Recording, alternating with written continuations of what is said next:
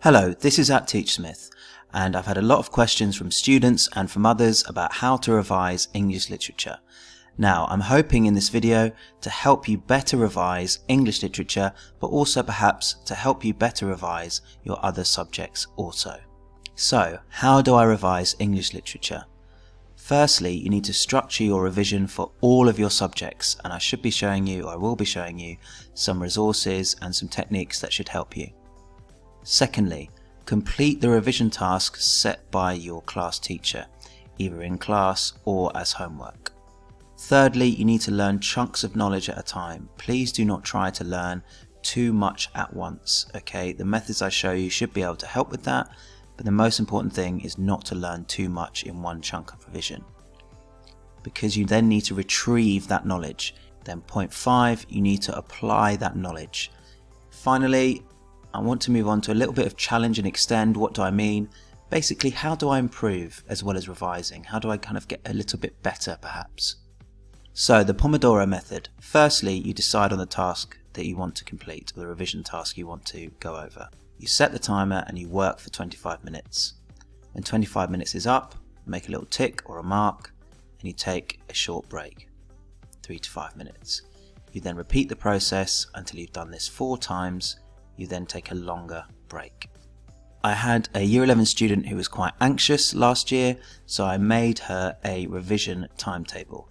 Now again, this may vary for you, this may not be relevant for you yet. I will also make this revision timetable, the PowerPoint, available. So as you can see, we've got all the days marked out, we've got the times of the day in hour blocks, and we've got the subjects that this particular student studied. Now, as you can see, I put just shapes over the times they were not going to be able to revise. So between 8 and 9, no revision, 1 and 2, 6 and 7, and then 9 to 10. And they also did not want to revise at all on Saturday. So blocking out your revision and blocking out your revision times can be very, very useful in this way. Also, you'll notice that the subjects vary from day to day and from session to session. That is because that will keep your brain active, that will keep your brain interested. So if we take Monday, for example, it alternates between English literature and history. On Tuesday, maths and history. On Wednesday, biology and art, etc. This is also something that you can use if you're studying Macbeth and A Christmas Carol. There's just some interesting questions, and you can pause this video and use these tasks day by day. So for example, day 2 is Macbeth, a timeline with supporting quotes. If you notice, day 1, 6, 11, etc. is DNA.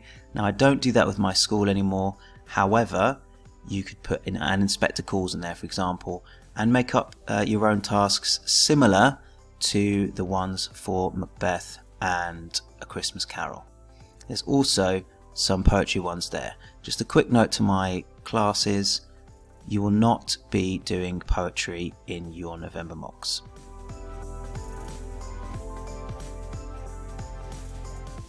So what do we mean by the knowledge that you need to know from a text?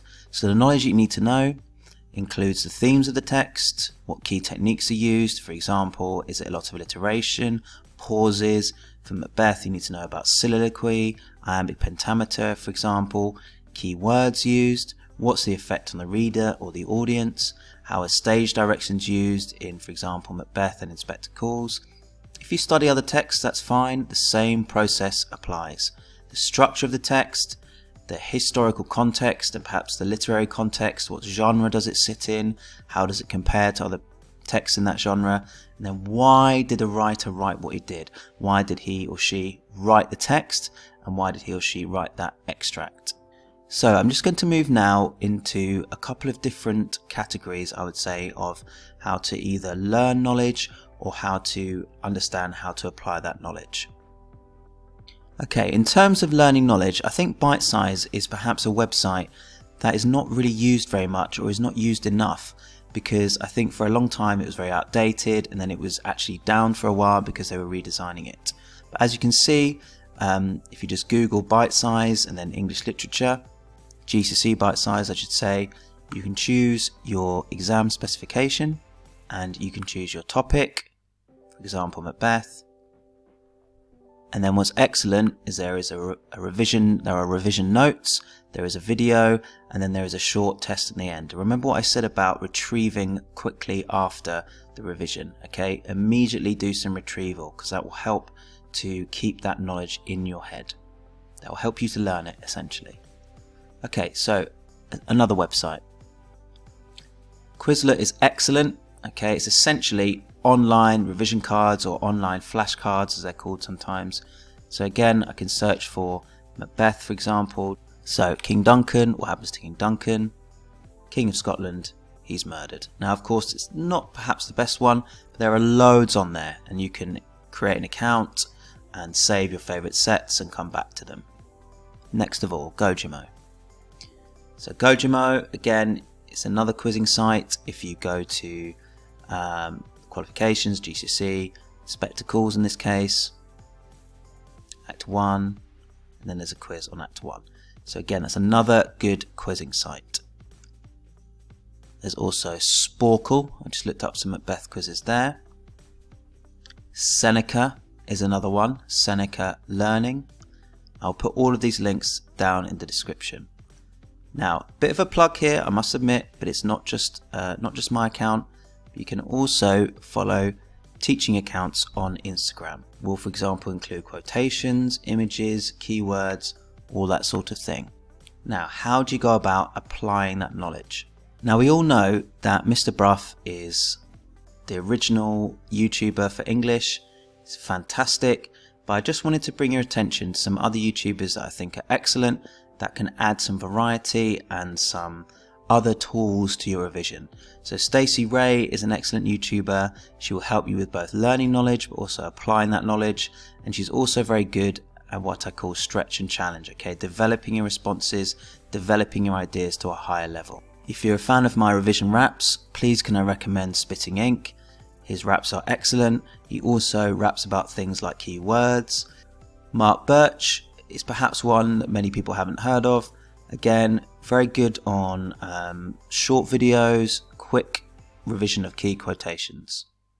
Mr. Crawford, a really nice niche that he's in terms of grade 5 in 5 minutes. How do you get a grade 5 in his 5-minute videos for both literature and language? A really engaging style, really useful resources attached to his videos also. Of course, a little plug again for me, my revision raps. I also do some close analysis of key quotations, and my most popular video, for example, is not a rap. It is about how to compare the Power and Conflict poems in a very quick and efficient way.